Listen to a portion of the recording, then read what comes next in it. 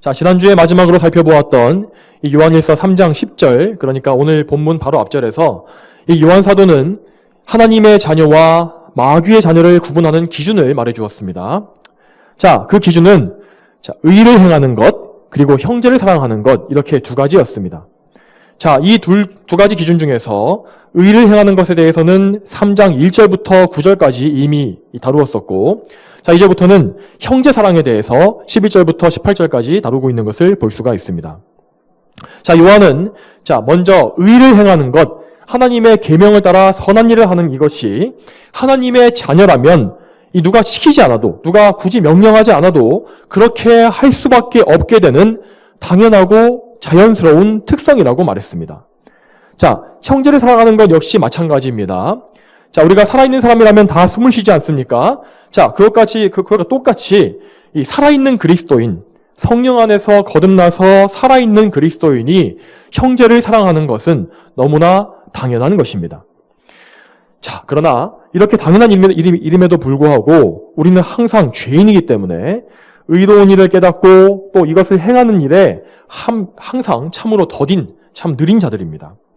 자, 우리 안에 남아있는 이 죄성, 이 죄악된 본성 때문에 우리는 항상 이 참된 성도의 속성에 반대되는 행동을 하기가 일쑤이고, 또 그래서 육체의 정욕을 따라서 형제를 사랑하지 못하고 심지어 미워할 때가 참 많습니다. 자, 그렇기 때문에 성경 말씀은 이 여러 군데에서 반복해서, 한 번이 아니라 여러 번 반복해서 우리를 깨우쳐줍니다. 이렇게 깨우쳐줍니다. 너희가 어떻게 구원받았는지를 항상 기억해라. 그리고 너희가 어떤 신분으로 변화되었는지를 또 기억해라. 그러므로 너희의 마땅히 행할 의무를 기억하고 또 행해라. 자, 이것이 하나님께서 우리를 가르쳐 주시는 성경의 원리입니다. 자, 이러한 성경의 원리를 따라서 이 요한 사도 역시 참 성도의 의무이자 특성인 형제 사랑하는 일에 대해서 우리가 도저히 빠져나갈 수 없고 핑계댈 수 없는 강력한 논증을 우리가 오늘 읽은 이 8구절을 통해서 기록하고 있는 것입니다. 자, 이제 11절을 보겠습니다. 자, 오늘 읽은 말씀 11절 먼저 보겠습니다. 자, 요한은 이 서로 사랑하라는 이 말씀에 대해서 이것이 무엇이라 말합니까? 너희가 처음부터 들은 소식이다 라고 말하고 있습니다. 자, 이것은 우리 성도들이라면은 맨 처음부터 들었던 말씀이라는 것입니다. 자, 그러니까 이것은 결코 생소하거나 내가 이걸 처음 들어봤는데 할 만한 그런 명령이 아니고 우리가 예수님을 처음 믿을 때에 들었던 복음의 핵심 내용이고 복음의 기초라는 말입니다. 자, 이 명령은 사람이 지어낸 것이 아니라 이 복음을 만드신 복음의 창시자 우리 주 예수님께서 직접 우리에게 가르쳐 주신 것입니다. 예수님께서는 십자가에 못 박히시기 전날 밤, 그 마지막 날 밤에 이 제자들에게 마지막 당부를 하셨는데, 자, 그 당부에서 이 말씀을 하셨습니다. 자, 요한복음 13장에서 17장까지가 이 예수님의 마지막 당부입니다. 자, 여기서 예수님께서 이렇게 말씀하십니다. 요한복음 13장 34절과 35절에 이렇게 말씀하십니다. 새 계명을 내가 너희에게 주니 서로 사랑하여라. 내가 너희를 사랑한 것 같이 너희도 서로 사랑하여라. 너희가 서로 사랑하면 이로써 모든 사람들이 너희가 내 제자인 줄 알 것이다. 자, 예수님의 이 말씀은 단지 이 말씀을 그날 밤에 들었었던 12사도들에게만 하신 말씀이 아니라 이 사도들을 통해서 장차 복음을 듣게 될 모든 그리스도인들에게 다 하신 말씀이었습니다. 자, 그래서 요한 사도는 우리 주님께서 하신 이 말씀, 형제사랑에 대한 이 명령을 우리에게 그대로 여기에 전달하고 있는 것입니다. 자, 사실상 그래서 형제사랑에 대해서는 우리가 더 이상 들어야 될 말씀이 없습니다. 우리 주님께서 남기신 유언, 이 마지막 말씀의 첫 부분부터 나오는 이 말씀을 우리가 어떻게 거역할 수가 있겠습니까? 어떻게 우리가 이것을 무시할 수가 있겠습니까? 그러나 우리는 이 말씀에 순종하기 위하여서 성령께서 하시는 말씀이 무엇인지를 더 자세히 듣고 배워야 하는 것입니다. 자, 요한 사도는 먼저 12절부터 이렇게 말합니다. 이 형제사랑의 의무를 행하지 않고 형제를 미워하는 죄를 지었을 때, 이런 죄를 지었을 때 이 죄의 결과가 얼마나 끔찍한지를 말하고 있습니다. 자, 12절에 가인과 같이 되지 마라. 그는 악한 자에게 속하여 자기 동생을 죽였으니 무슨 이유로 그가 동생을 죽였느냐? 자기의 행위는 악하였고 자기 동생의 행위는 의로웠기 때문이다. 자, 인류 최초로 형제를 미워했던 자는 가인이었습니다. 자, 물론 서로 간에 미워하는 그 죄는 아담과 하와가 처음 범죄한 바로 그 즉시 벌어진 일이었습니다마는, 하지만 그 형제를 미워하는 그 미움의 가장 독한 열매, 이 살인이라는 이 가장 악한 열매는 그 아들인 가인에게서 나타난 것입니다. 자, 그가 자기 동생을 죽인 이유가 무엇이었습니까? 그것은 자기 행위는 악했고 그 동생 아벨의 행위는 의로웠기 때문이라고 말합니다.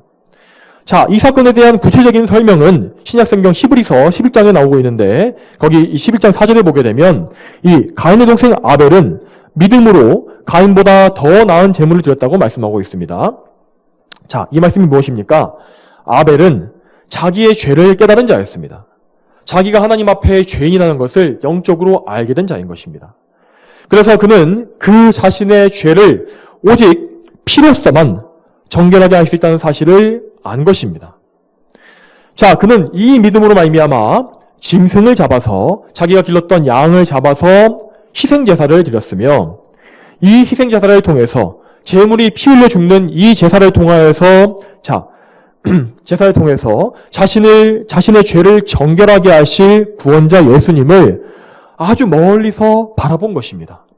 그는 예수님과 시대상 아주 멀리 떨어져 있었지만은 예수님의 그 빛을 아주 멀리서 이렇게 멀리서 보듯이 바라본 것입니다. 자, 그가 드린 제사는 반면에 가인은 그러한 믿음이 전혀 없었습니다. 자, 가인은 자기 죄도 인정하지 않았고 그저 마음속에 원래 갖고 있던 종교심, 인간의 종교심만 가지고서 하나님께서 명령하신 적이 없는 곡식으로 제사를 드렸습니다. 자, 이런 제사는 자기의 노력, 자기가 이렇게 열심히 일해서 얻어들인 수확을 자랑하는 자기 의를 드린 그런 제사였습니다. 자, 이 제사는 불신앙과 악한 제사였기 때문에 하나님께서는 그 가인의 제사를 받지 않으셨습니다. 그렇게 하나님께서 자기의 제사를 받지 않으시자 가인은 자기의 죄를 회개하기는커녕 오히려 반대로 의로운 아벨을 미워한 것입니다. 아, 저 동생 아벨은 그의 제사는 받으시려는데 내 제사는 안 받으시는구나. 저 아벨을 내가 없애버리면 그러면 나의 제사를 혹시 받으시지 않을까. 이러한 시기심이, 이러한 질투가 그의 마음속에 있었던 것입니다. 자, 이렇게 죄인은 마귀에게 속해 있기 때문에 의인들과 그들의 의로운 행실을 항상 시기하고 미워합니다. 이 가인은 마귀에게 속했기 때문에 의로운 아벨을 미워했는데, 자, 결국 그 악한 미움, 그 미움의 마음은 실제로 최초의 살인죄를 범하는 엄청난 결과를 낳게 된 것을 볼 수가 있습니다. 자, 여러분, 이처럼 마귀와 마귀에게 속한 세상 사람들, 이 세상은 인류의 시작 때부터 줄기차게 하나님의 백성들을 향한 적개심과 미움을 이렇게 노골적으로 드러냈습니다. 자, 공중권세 잡은 마귀가 세상에 보좌를 놓고 이렇게 앉아있는 한, 그가 이 세상을 불법적으로 통치하고 있는 한, 그리고 그 죄인들이 그 마귀의 노예로 살고 있는 한, 의인들을 향한 세상의 미움은 결코 없어지지 않을 것입니다. 자, 그러므로 우리는 우리 자신이 정말로 그리스도를 믿고 하나님께 속한 자들이라는 것을 알고 있다면, 자, 우리는 반드시 세상의 미움과 공격을 예상해야 하는 것입니다. 자, 13절의 말씀대로 우리는 세상이 우리를 미워한다 할지라도 이상하게 여길 필요가 없는 것입니다. 자, 우리 예수님께서도 이것을 우리에게 미리 경고해 주셨습니다. 자, 요한복음 15장 18절과 19절에 이렇게 나와 있습니다. 세상이 너희를 미워하면 너희보다 먼저 나를 미워하였다는 것을 알아라. 너희가 세상에 속하였으면 세상이 자기 것을 사랑할 것이나 너희는 세상에 속하지 않고 도리어 내가 너희를 세상에서 택하였다. 그러므로 세상이 너희를 미워한다. 자, 성도 여러분, 이 말씀을 잘 기억하시기 바랍니다. 이 세상의 미움과 공격을 받을 때에, 교회가 세상의 미움받는 것을 우리가 알 때에 우리는 항상 예수님을 생각해야 하는 것입니다. 자, 우리는 세상이 우리보다 먼저 우리의 주인이신 예수님을 미워했다는 사실을 기억해야 합니다. 여러분, 우리 예수님께서 세상에 오셨을 때에 그때에 이 세상 사람들과 특히 세상의 권세자들이 왜 그토록 예수님을 그렇게 미워했습니까? 그들은 악했고 예수님은 의로우셨기 때문입니다. 예수님은 정말 죄가 하나도 없으신 분이시고 마치 의의 태양과 같이 찬란하게 빛나는 분이시기 때문에 그분 앞에 설 때에는 죄인들의 더러운 죄악이 낱낱이 다 드러나게 되어 있습니다. 마치 햇빛에 이 밝은 햇빛을 비춰보았을 때 이 창밖을 보게 되면은 그 공중에 떠다니는 먼지가 다 보이지 않습니까? 마치 그런 것과 같이 이 의의 태양이신 예수님의 그 밝은 빛 앞에 영광 앞에 서게 되면은 그분의 그 영광스러운 의 앞에서 우리의 죄가 드러나게 되는 것입니다. 그렇기 때문에 이 죄인들, 악인들이 예수님을 그렇게 미워했던 것입니다. 자, 사악한 대제사장들과 바리새인들과 서기관들, 이 유대 지도자들과 또한 로마의 권세자들은 의로우신 예수님 앞에 자기의 죄를 회개하기는커녕 자신들의 아버지인 마귀를 따라서 예수님을 미워하고 결국에는 그분을 십자가에 못 박아 죽인 것입니다.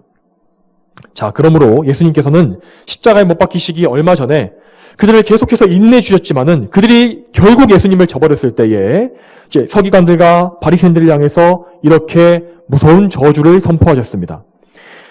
의인 아벨의 피로부터 너희가 성소와 제단 사이에서 죽인 바라기아의 아들 사가랴의 피에 이르기까지 땅에서 흘린 모든 의로운 자들의 피가 너희에게 돌아갈 것이다. 자, 여러분, 이 말씀이 얼마나 무섭습니까? 여러분, 이 세상 왕인 마귀와 그에게 속한 그의 자녀들, 이 세상 사람들은 이처럼 모든 의로운 자들의 피를 흘려왔고 앞으로도 더 많이 흘릴 것입니다. 여러분, 그것을 어떻게 알 수 있습니까? 요한계시록 보면 알 수 있지 않습니까? 요한계시록에 나온 이 특히 붉은 짐승 위에 탄 여자를 보시기 바랍니다. 그 여자가 성도들의 피와 예수님의 증인들의 피에 취해 있었다고 말하지 않습니까? 성도 여러분, 이렇게 우리를 향한, 하나님 백성들인 우리를 향한 이 세상의 적개심과 미움은 정말 무섭습니다. 그것이 단지 지금 약간 감춰져 있기 때문에 티가 나지 않을 뿐이지 이 무서움이라는 것은 하나님께서 그 꺼풀을 벗기시고 나면은 이 마귀에 절제되지 않는 이 악이 막혀있는 것이 풀리게 되면 엄청나게 우리에게 정말 파도처럼 밀려오게 될 것입니다. 성도 여러분, 그러므로 우리는 이런 미움을 절대로 별것 아니라고 우습게 여겨서는 안 될 것입니다. 우리는 항상 우리 자신과 우리의 후손들의 믿음을 지키기 위해서라도 이 성령님의 말씀을 통해서 우리에게 주시는 경고를 잘 들어야 하는 것입니다. 우리가 그래서 세상의 미움을 받을 때에 우리의 믿음이 떨어지거나 혹은 실족하지 않도록 항상 영적으로 깨어서 굳세게 서야 하는 것입니다. 여러분, 다시 말씀드리지만은 우리를 향한 세상의 미움은 앞으로 더욱더 심해져 갈 것입니다. 자, 말세가 가까워올수록 마귀는 더욱더 날뛸 것이며 하나님은 악인들과 의인들을 점점 더 명확하게 나누실 것입니다. 자, 마태복음 24장 9절에 예수님께서는 이 말세에 더욱더 커질 세상의 미움에 대해서 이렇게 말씀하십니다. 자, 그때 사람들이 너희를 환난에 넘겨주고 너희를 죽일 것이다. 또한 너희가 내 이름 때문에 모든 민족에게 미움을 받을 것이다. 또한 예수님께서는 심지어 말세에 어떠한 이 자칭 그리스도인들, 교회 안에 있다고 하는 그런 그 자칭 성도들이 참된 성도들을 죽이면서 그들을 죽는 데에 내어주면서도 우리는 하나님을 섬기고 있다라고 말할 것이라고 그렇게 말씀하셨습니다. 자, 여러분, 그러므로 우리는 앞으로 명백히 세상 사람들, 악인들의 공격도 받을 것입니다. 그렇지만 우리는 앞으로 자칭 그리스도인이라고 하는 거짓 교회들의 극심한 공격에 처하게 될 것을 항상 예상해야 합니다. 여러분, 그것을 어떻게 알 수 있습니까?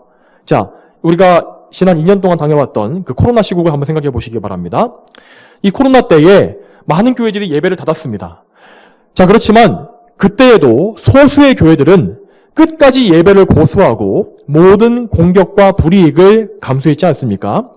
자, 물론 이 현장 예배를 고수했던 교회들이 다 참된 교회는 아니었습니다. 하지만 그 중에서 분명히 참된 교회들이 있었습니다. 자, 그런데 그때 얼마나 세상 언론과 정부의 공격이 극심했었습니까? 예배를 막으려고 하고 모이지 못하게 하려고 예배를 모이게 되면은 코로나가 퍼지게 된다. 그러니까 모이지 말고 그냥 각자 그냥 온라인으로 예배를 드려라. 이렇게 말하지 않았습니까? 자, 그런데 우리가 이 세상에 속한 자들의 공격이야 얼마든지 예상할 수 있는 것이었지만은 그 당시에 가장 충격적이었던 사실은 이 기독교 안에 있는 일부 인사들, 목사님이나 장로님이나 신학자들이 현장 예배 드리는 교회와 성도들을 마치 그들이 광신자들의 집단인 것처럼 몰아세웠다는 사실입니다. 자, 그 소수의 사람들은 이 코로나 바이러스가 무슨 현대판 흑사병이라도 되는 것처럼 호들갑을 떨면서 현장 예배 드리는 것이 우리의 이웃에게 칼을 들이대는 폭력이라고 말했습니다. 그리고 교회를 파괴하는 행위다. 기독교가 세상으로부터 미움받게 만드는 행위다. 라고 비판하기까지 했습니다.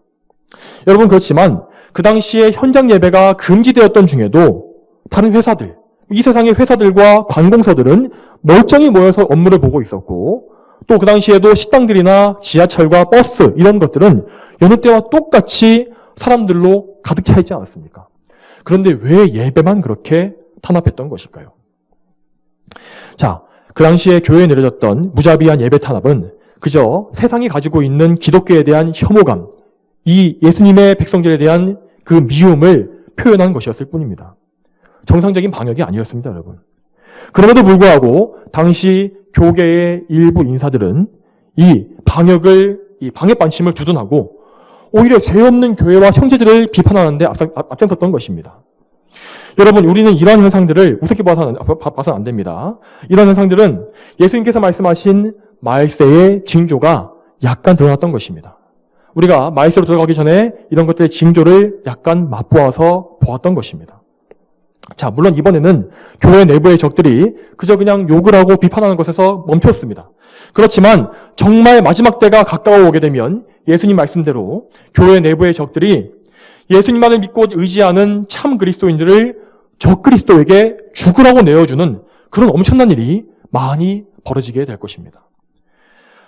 그러므로 만일 우리가 살아있는 동안에 그런 시대에 맞닥뜨리게 된다면은 여러분, 우리는 정말 영적으로 깨어서 어떠한 상황 속에서도 예수님께 꼭 붙잡혀 있어야 합니다.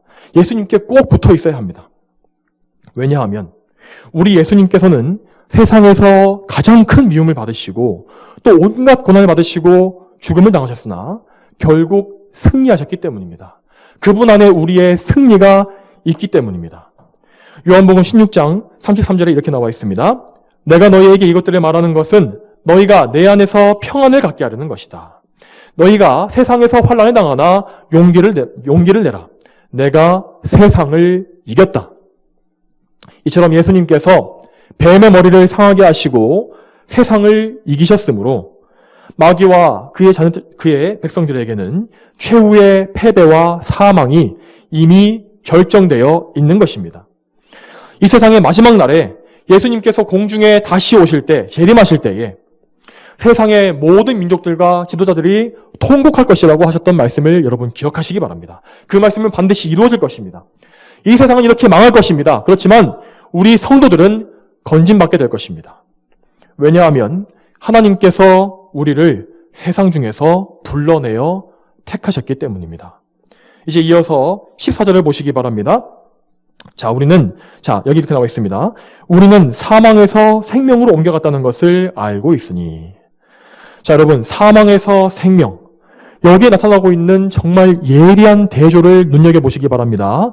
여러분, 사망과 생명, 이 둘 사이에 어떤 중간지대가 있습니까? 뭔가 로마 카톨릭에서 말하는 것 같이 연옥이 여기에 끼어 있습니까? 그렇지 않습니다. 자, 이처럼 복음은 성도들과 세상을 완벽하게 둘로 구별합니다. 중간에 있는 어떤 그 애매모호한 어떤 여지를 주지 않습니다. 그렇지만 이 현대 사회를 지배하고 있는 포스트 모더니즘이라고 하는 이 이념은 이 모든 진리가 절대적이지 않다. 모든 진리는 다 옳다고 말하고 있습니다. 그렇기 때문에 이렇게 기독교에서 이 참과 거짓을 명확하게 구별하는 것을 흑백 논리라고 비판합니다. 그렇지만 여러분, 우리가 듣고 있는 이 말씀은 결코 타협할 수가 없는 하나님의 진리입니다.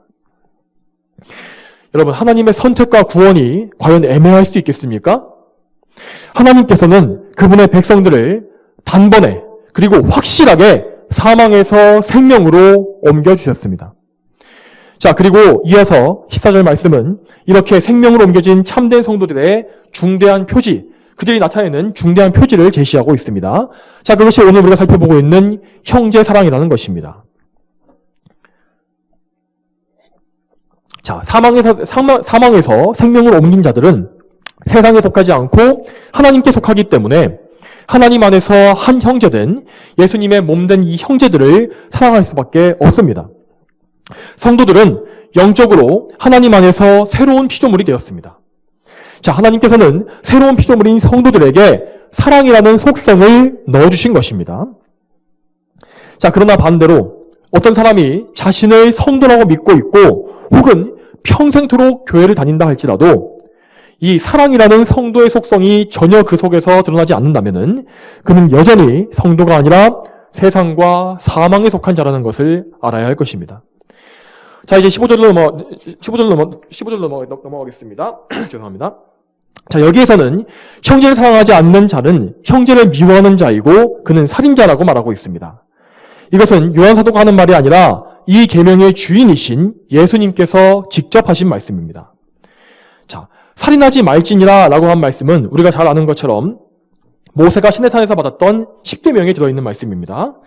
자, 그런데 이 구약시대의 10계명은 확실히 뭔가 눈에 보이는 겉모습을 좀 더 많이 말했던 것이 사실입니다. 그러나 이 구약의 율법을 완성하러 오신 예수님께서는 10계명의 참된 의미를 우리에게 알려주십니다. 예수님께서는 이렇게 말씀하십니다.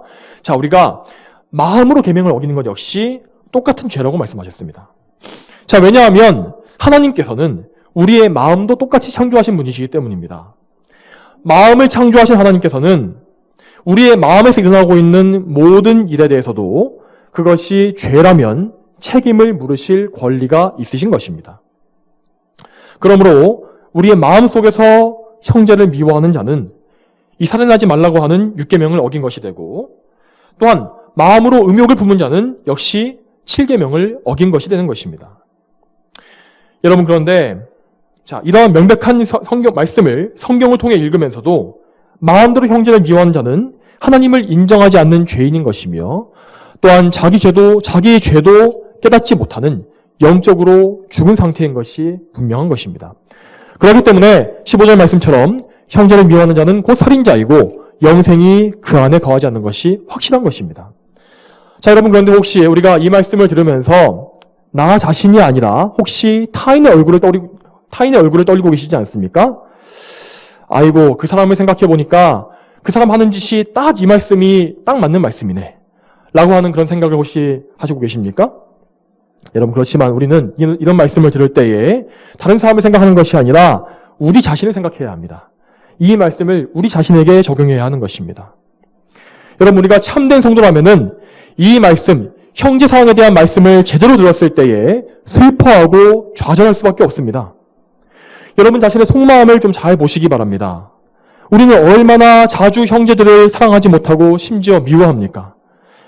여러분, 예수님께서는 우리에게 잘해주는 사람에게 잘해주는 것은 죄인들도 하는 일이라고 말씀하셨습니다. 자, 그런데 우리는 때때로 심지어 우리에게 잘해주는 사람에 대해서조차도 그런 우리의 은인에 대해서조차도 사랑하지 못하고 배은망덕한 미움을 품을 때가 얼마나 많습니까? 그가 우리에게 많은 은혜를 베풀었음에도 불구하고 우리는 그들을 미워할 때가 또 있지 않습니까? 자, 또한 우리가 설령 교회 안에서는 어찌어찌 서로 사랑하기에 힘쓰고 있을지라도 예수님께서는 우리의 사랑을 교회 밖에까지 넘어서 확장시키셨다는 사실을 항상 기억해야 합니다. 마태복음 5장 43절에 예수님께서 말씀하시기를 너희 원수들을 사랑하고 너희를 박해한 자들을 위하여 기도하라 하신 것을 기억하시기 바랍니다. 자, 우리는 원수를 사랑해야 합니다. 물론 우리는 세상의 원수들에 대해서 그들의 죄를 책망할 줄도 알아야 합니다. 그러나 그러면서도 동시에 우리는 그들을 인간적으로 미워하거나 또 그들을 미워하는 그런 사리를 품어서는 안 되는 것입니다. 오히려 그들이 죄 짓는 것, 그 죄가 아무리 악할지라도 그들의 죄 짓는 것을 안타깝게 여기고 하나님 앞에 그런 죄 짓는 것을 슬프게 여기며 그들의 영혼을 불쌍히 여겨서 그들을 위해서 기도해 주어야 하는 것입니다. 그런데 여러분, 저부터도 이렇게 설교를 하고 있지만은 이런 말씀이 참 부끄럽기가 이루 말할 수가 없습니다. 정말 혹시 우리 성도들 중에서 정말 극소수의 장성한 성도들은 이런 사랑을 할 수 있을지 모릅니다. 하지만 저부터도 저를 포함한 우리 모두가 대부분은 원수를 사랑하라는 이 예수님의 말씀을 흉내내기도 어려워하는 것이 현실이지 않습니까? 우리의 마음은 우리 주님의 말씀과 얼마나 다릅니까?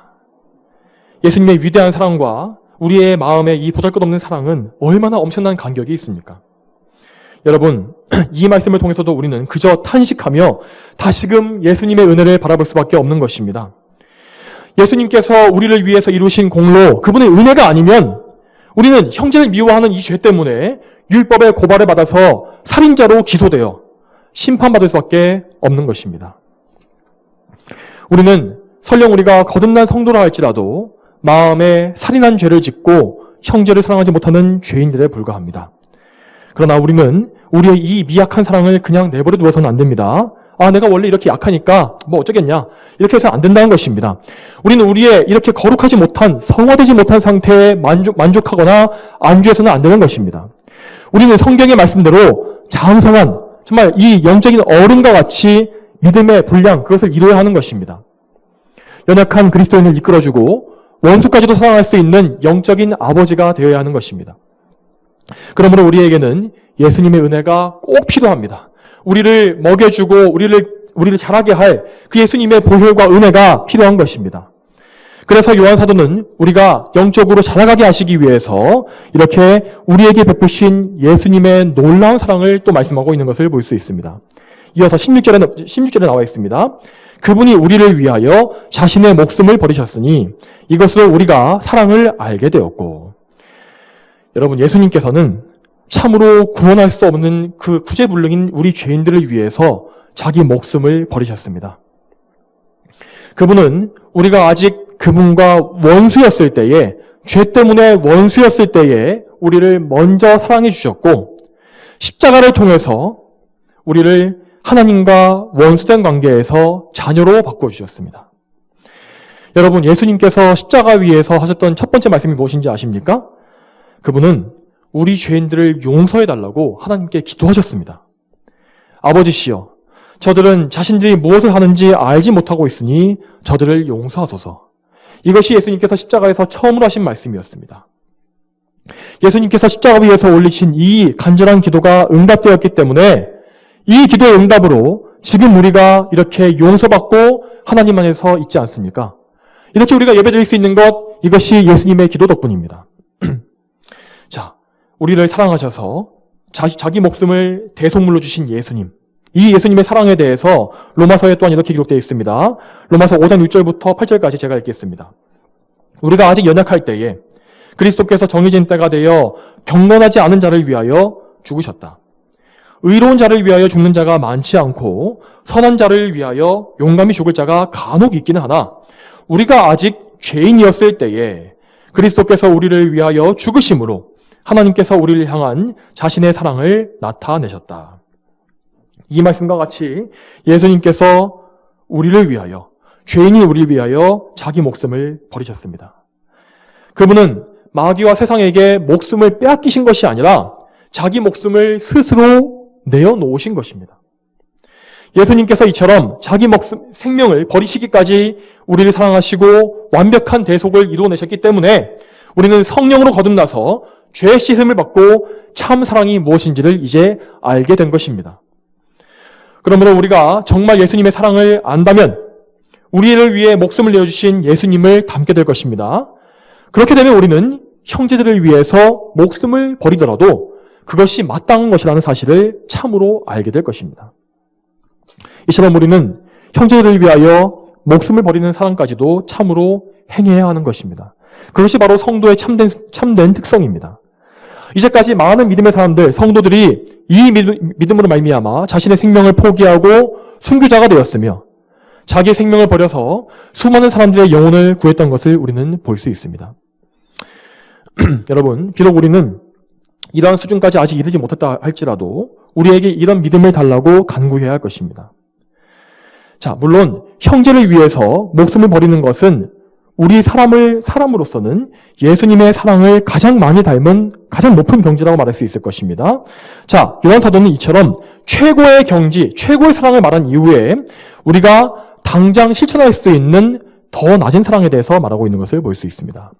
17절에 누구든지 세상의 재물을 가지고 있으면서 자기 형제의 궁핍을 보고도 도와줄 마음을 닫으면 하나님의 사랑이 어찌 그 사람 안에 거하겠느냐. 여러분, 이 말씀에서 성령님께서 얼마나 지혜롭게 우리를 설득하고 계신지를 보시기 바랍니다. 여러분, 그분은 참으로 우리의 속사람과 그 특성을 잘 아십니다. 만일 성령께서 말씀 속에서 이 먼저 물질에 대해서, 그러니까 너희가 물질을 풀어서 너희 돈을 풀어서 형제를 도와라 라는 말씀을 먼저 하셨다면은 우리는 거기에서 뭔가 어려움을 느끼고 마음을 닫아 잠갔을 것입니다. 그렇지만 성령께서는 이미 앞절에서 우리를 위해 목숨을 버리신 예수님의 큰 사랑을 먼저 말씀하심으로써 우리의 마음을 부드럽게 하셨고, 그렇게 하심으로써 우리가 형제를 위해서 목숨 버리는 일까지 해야 한다고 설득을 해놓으신 상태입니다. 그 후에 성령께서는 우리를 향해 이렇게 말씀하신 것입니다. 얘들아, 형제를 위해서 목숨 바치는 것이 당연히 해야 할 일이라면 세상의 재물을 형제들에게 나누어주는 것은 얼마나 더 당연한 일이겠느냐.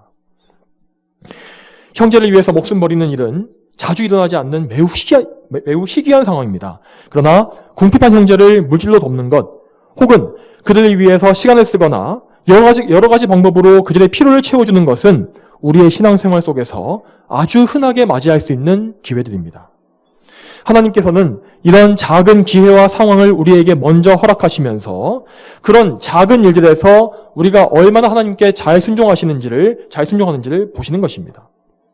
물론 우리는 믿음이 연약하기 때문에 이러한 작은 일에도 순종하기를 어려워하고 또 넘어지는 것이 사실입니다. 또 그래서 형제에 대해서 인색한 마음을 품기도 하고 잘 도와주지 않으려고 하는 것도 사실입니다. 하지만 그럴 때마다 우리는 기도하면서 성령께 의지하고 자기를 부인하고 사랑을 실천해야 합니다. 그러면 하나님께서는 그것을 크게 기뻐하시며 우리에게 더 큰 일에 순종할 수 있는 더 큰 믿음을 주시는 것입니다. 여러분, 또한 우리는 이 형제를 사랑하는 사랑을 통해서 이 세상에, 이 교회 안이 아니라 바깥 세상에 그리스도의 사랑을 전할 수가 있습니다. 예수님께서는 이렇게 말씀하셨습니다. 너희가 서로 사랑을 하면 이로써 모든 사람들이 너희가 내 제자인 줄 알게 될 것이다 라고 말씀하셨습니다.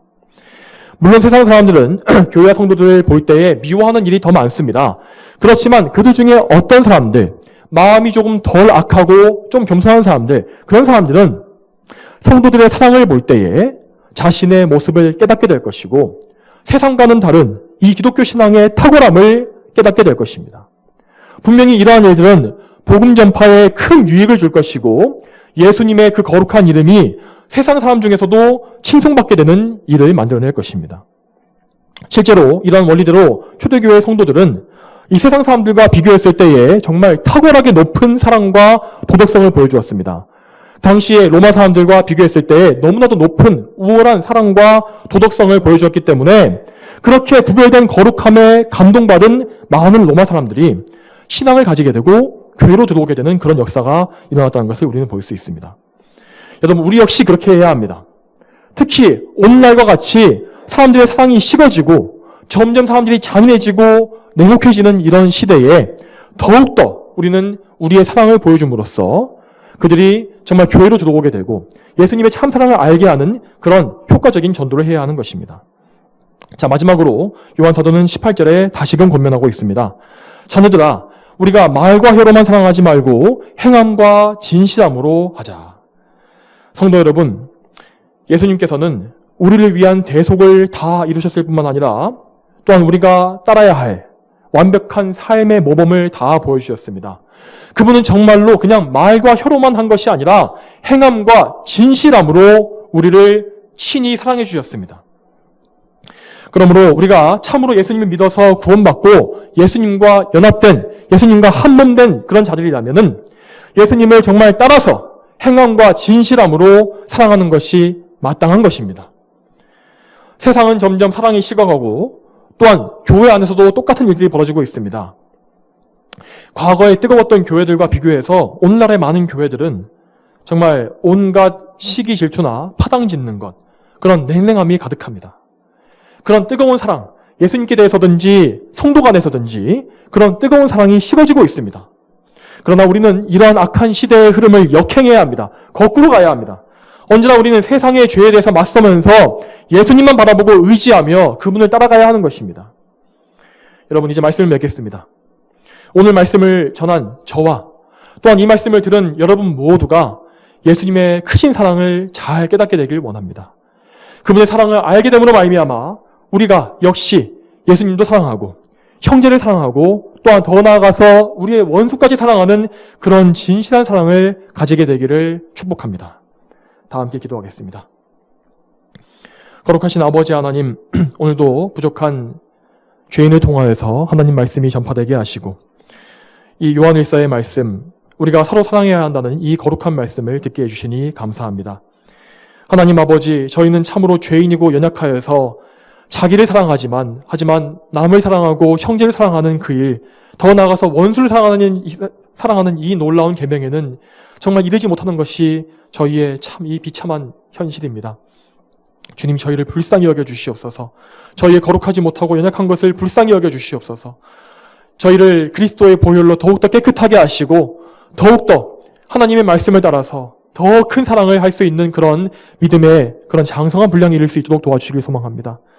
주여, 이 시간에 저희와 함께 해주시고 오늘 남아있는 주일에도 저희와 동행해 주시길 소망하며 예수님의 이름으로 기도 올렸습니다. 아멘.